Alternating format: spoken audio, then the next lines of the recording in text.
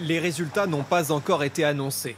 Mais la presse britannique ne prend presque plus de gants et présente désormais Liz Truss comme la probable gagnante de l'élection interne au Parti conservateur. L'intéressée aurait déjà préparé son cabinet, même si elle reste officiellement prudente. Tout peut arriver. Je pense qu'il n'est jamais sage de vouloir prédire le futur. Mais je suis prête si je suis choisie à devenir Première ministre. Cette ministre des Affaires étrangères de Boris Johnson a devancé son adversaire Rishi Sunak dans les sondages tout l'été.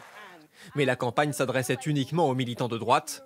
Ce matin, les Britanniques sont partagés. Je n'aime pas beaucoup Boris Johnson, donc je pense qu'elle fera forcément mieux que lui.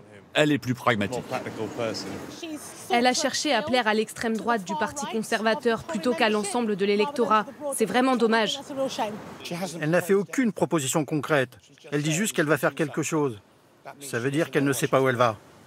Pas toujours à l'aise en public, il lui est parfois reproché un manque de spontanéité.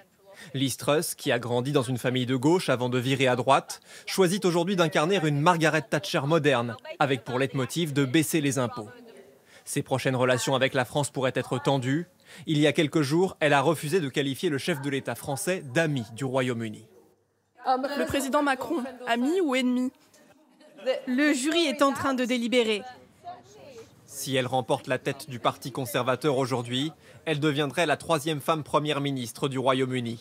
Elle hériterait d'un pays en crise économique et sociale, où l'inflation atteint un record depuis 40 ans.